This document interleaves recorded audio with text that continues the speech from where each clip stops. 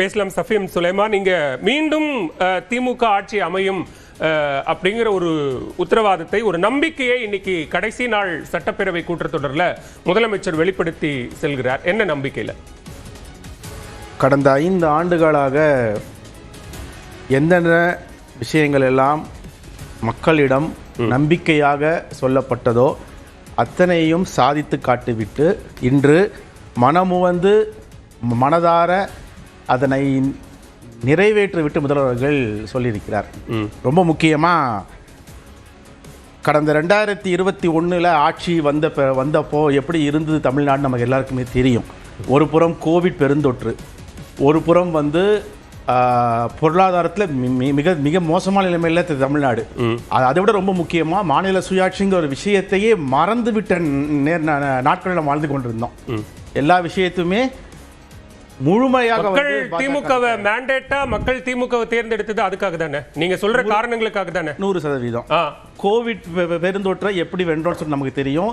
இந்தியாவிலேயே முதல் மாநில முதல்வராக டாக்டரா சொல்றேன், ஒரு PPE கிட்ட போட்டு ICU உள்ள போன ஒரே தலைவர் முத்துவேல் ஸ்டாலின். அதுக்கு அடுத்தது அங்கிருந்து அவருடைய பயணம் துவங்கிறது. எல்லா விஷயத்தையும் எப்படி ஒவ்வொன்றாக எதெல்லாம் இழந்தோமோ, எதெல்லாம் நாம் இல்லாமல் இருந்தோமோ, தமிழ்நாடு எந்த நிலைமையில மோசமாக இருந்ததோ இது இந்த நிகழ்ச்சியை பார்க்குற மக்களுக்கு தெரியும். இது புதுசா நாம எதுவுமே சொல்றதுக்கு இல்லை. 5 ஆண்டுகள்ல தமிழ்நாடு எவ்வளவு முன்னேறி இருக்குங்கிறத தமிழ்நாடு அரசோ இன்னைக்கு அதிமுகவோ பாஜகவோ முன்வைக்கக்கூடிய கேள்வி திமுகவை நோக்கி, நீங்கள் கொடுத்த 505 வாக்குறுதிகள்ல எத்தனை வாக்குறுதிகளை நிறைவேற்றிருக்கிறீங்க? இன்னைக்கு சட்டப்பேரவையிலே பாஜக ஒரு ரிப்போர்ட் கொடுக்குறாங்க, இவ்வளவுதான் நிறைவேற்றப்பட்டிருக்கிறது, ஆல் ஃபெயிலா தான் இருக்கு அப்படிங்கிற ஒரு வாதத்தை முன்வைக்கிறாங்க.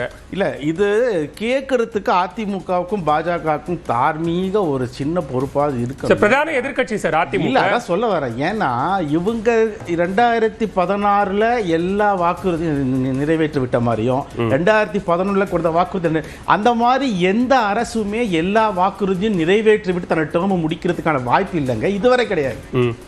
பாஜக 2014 சொன்ன வாக்குறுதிகளை நிறைவேற்றி விட்டு, அப்பனா இந்த டெல்லி அணி இவங்களோட இந்த டெல்லி அவங்க நிறைவேற்றல, அப்ப நாங்களும் நிறைவேற்ற மாட்டோம் சொல்ல வரல. அந்த ஒப்பீடு சரியா இருக்காது. நான் என்ன சொல்லி முடிக்க வைங்க. அப்படி அவர்கள் எல்லா வாக்குறுதியும் நாங்க நிறைவேற்றி விட்டு தான் நாங்க அடுத்த தேர்தலுக்கு நாங்க வந்திருக்கோம் அவங்களும் கிளைம் பண்ணிக்க முடியாது, நாமளும் கிளைம் பண்ணிக்க முடியாது. Yes, there are some லேக்குனே.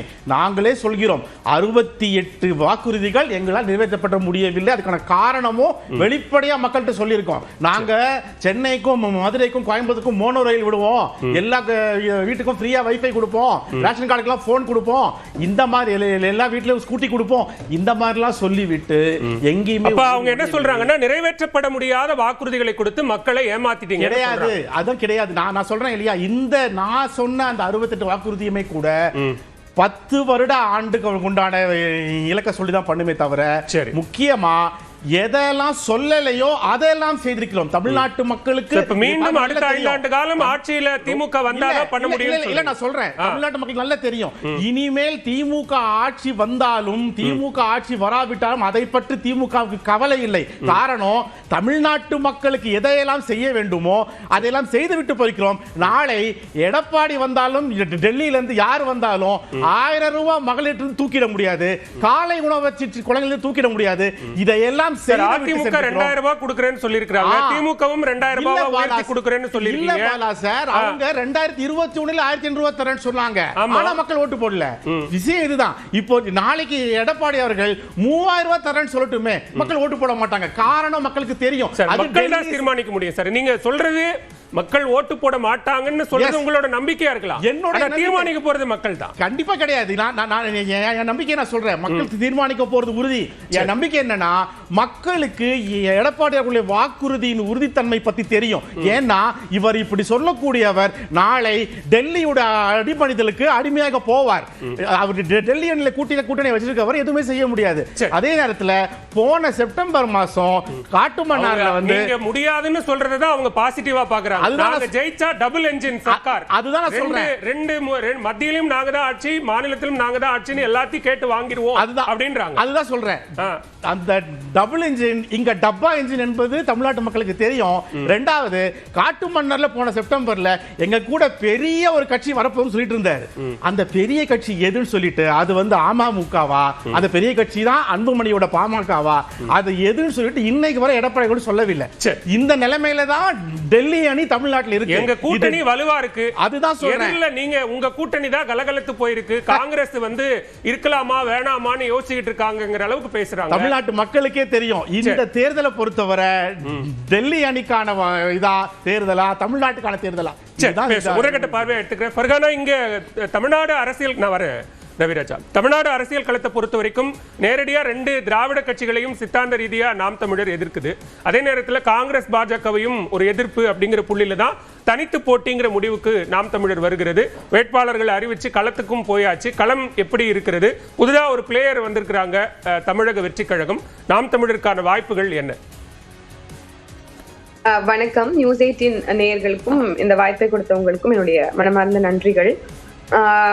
இங்க வந்து பலரும் இன்னும் கூட்டணி பேச்சுவார்த்தையே முடிக்காம இருக்கக்கூடிய இந்த சூழல்ல நாம் தமிழர் கட்சி வந்து முன்னோக்கி வேக பாய்ச்சல் எடுத்து போயிட்டு இருக்கு அப்படின்னு தான் சொல்லணும்.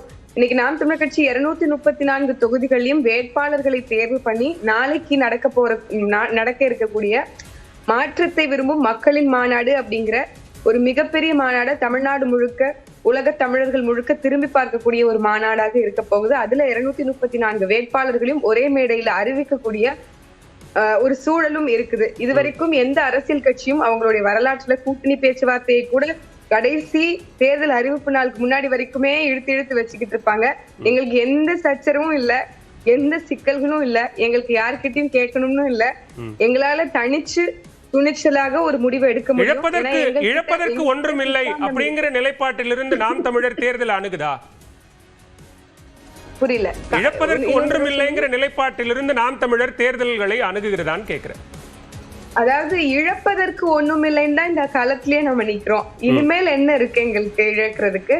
இந்த மண்ணுல இருக்கக்கூடிய மக்களினுடைய வாழ்க்கையினுடைய இந்த சீரழிவை தாண்டி மக்களுக்காக அர்ப்பணிக்க போகிறோம்னு ஒவ்வொருத்தரும் உறுதிமொழி ஏற்று இந்த அரசியல் களத்துல வந்ததுக்கு பிறகு எங்களுக்கு முன்னாடி 2 லட்சம் தமிழர்கள் கொத்து கொத்தாக குண்டு வைத்து இல்ல கொத்து கொத்தாக கொண்டு ஒழிக்கப்பட்ட பிறகு அவர்களுடைய உயிர் தியாகங்களுக்கு பிறகு இன்னும் எண்ணற்ற மாவீரர்கள் முன்னேற்றியர்கள் எல்லாம் அவர்களுடைய உயிர் தியாகம் வந்து இந்த மண்ணின் மக்களுக்காக கொடுக்கும் போது இன்னைக்கு மரபு வழி தாயகமாக இருக்கக்கூடிய தமிழ்நாட்டில் இருக்கக்கூடிய மக்களினுடைய உரிமைகளையும் கடமைகளையும் காக்கணும் அப்படின்னா இருக்கக்கூடிய ஒரே வாய்ப்பு தமிழ் தேசியம் என்ற கருத்தியலும் இங்க நாம் தமிழர் கட்சி மட்டும்தான் அப்படிங்கிறது தான் நாங்க வைக்கக்கூடிய மாற்றத்துக்கான கருத்தா இருக்கு. இன்னைக்கு மாற்றத்துக்கு தேர்தல் அரசியல்னு வந்துட்டா நீங்க அந்த மாற்று அரசியல் எல்லாம் சரி, ஆனா இங்க தேர்தல் அரசியல்னு வந்துட்டா வெற்றி ரொம்ப முக்கியமானதா இருக்குல்ல. அந்த வெற்றி பெற்று ஒரு நாடாளுமன்ற உறுப்பினர் அல்லது ஒரு சட்டமன்ற உறுப்பினர் சட்டமன்றத்துக்கு போய் மக்கள் பிரச்சனைகளை பேசும்போது ரெப்ரசென்ட் பண்ணும்போது தான் அதுக்கான வேல்யூ அப்படிங்கிறது ஒண்ணு வரும். மாறா வாக்கு சதவீதம் மட்டுமே அந்த வேல்யூவை தீர்மானிச்சிடாது இல்லையா? நாங்க மட்டும் உச்சநிலைன்னு கத்திக்கிட்டு அப்படியே போயிடணும்னா அரசியல் களத்துல நிக்கிறோம். கட்டாயம் வெற்றி பெறணும், கட்டாயம் எம்பிஸ் எம்எல்ஏஸ் பெறணும், கட்டாயம் நாம் தமிழர் கட்சியினுடைய அரசு அமையணும், இங்க எங்களுடைய தலைமை ஒருங்கிணைப்பாளர் சீமான் அவர்கள் முதலமைச்சர் ஆகணும் அப்படிங்கிற எல்லா கனவுன்னு நான் சொல்ல மாட்டேன். அது கனவு கிடையாது, எங்களுடைய லட்சிய வெறி அப்படின்னு தான் சொல்லுவேன். அந்த லட்சியங்களுக்காகத்தான் இங்க இருக்கிறோம். அதை சார்ந்து இருக்கக்கூடிய எங்களுடைய அரசியல் நகர்வுகள் அதற்காகத்தான் களத்துல இருக்கும். ஆனால் யாரோட கூட்டணி வைக்கிறது அப்படிங்கிற ஒரு கேள்வி இருக்குல்ல. இங்க இருக்கக்கூடிய ஏற்கனவே வந்து ஊழல், லஞ்சம், கொலை, கொள்ளை, சாதி இழிவு, தீண்டாமை, மதுமத போதை, பெண்ணி அடிமைத்தனம்னு எல்லா வகையிலையுமே வந்து கரப்டா இருக்கக்கூடிய எந்த அரசியல் கட்சியோட கூட்டணி வைக்க முடியும் அப்படிங்கிற இந்த கேள்விய மக்களுக்கு நாங்க கூட்டணிக்கு அழைக்கிறீங்களா? இல்ல, தாவேக்கா அவங்க வந்து ஆரம்ப காலகட்டத்துல அவங்க வரும்போது நாம வரவேற்றோம், அவங்க வாங்கன்னு சொன்னோம். அதே சமய காலகட்டத்துல நாம என்ன சொன்னோம் அப்படின்னா அவர்களுடைய கொள்கையை முன்னுக்கு வைக்கட்டும், அதுக்கப்புறம் தீர்மானிச்சுக்கிறோம் அப்படிங்கிற நிலைப்பாட்டு அன்றைக்கே எடுத்திருந்தோம். அவர்கள் என்னைக்கு தமிழ் தேசியமும் திராவிடமும் எங்களுடைய இரு கண்கள் அப்படின்னு ஒரு குழப்ப மனநிலையில ஒரு குழப்ப கருத்தியல்ல மனசோட இருந்தாங்களோ அன்னைக்கே நாம தெளிவா முடிவெடுத்தாச்சு. இவங்க சரியான பாதையை தேர்வு பண்ணல, அப்போ இவர்கள் வந்து அவர்கள் எங்களோட வருவதற்கு நிறைய பேச்சுவார்த்தைகள் நடந்தது, இல்ல நாம வந்து எல்லாரும் சேர்ந்து நம்ம பயணிக்கலாமாங்கிற பேச்சுவார்த்தைகள் நடந்தாலும் கூட அது கை கூடாது அப்படிங்கிறது அவருடைய இப்ப திரு சீமான் நான் மூத்தவர், அனுபவம் வாய்ந்தவர், அரசியல்லையோ அல்லது கட்சி தலைவராகவோ தான் அனுபவம் வாய்ந்தவர், தம்பி என்ன தேடித்தான் வரணும் அப்படின்னு சொன்னா அப்ப அது ஒரு மறைமுக அழைப்பு மாதிரி தானே இருக்கு கூட்டணிக்கு.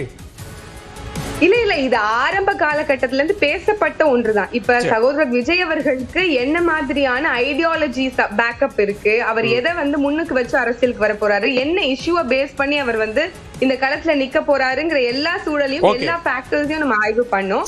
ஆனால் அது எதுவுமே வந்து அவர் கைக்குள்ள. இன்னைக்கு பாத்தீங்கன்னா களத்துல மக்கள் எத்தனையோ விஷயங்களுக்காக போராடிட்டு இருக்காங்க. இஷ்யூ பேஸ்டான பாலிடிக்ஸ்ல கூட அவர் உறுதிப்பாடோட இல்ல அப்படிங்கும் போது அவருக்கு உண்மையான அரசியல் கனவு இருக்கா, உண்மையாக மக்களின் மாற்றத்துக்காகத்தான் அவர் மக்கள் முதற்கட்ட பார்வை எடுத்துக்கிறார். ஐயம் எல்லாம் நம்ம பேசலாம்.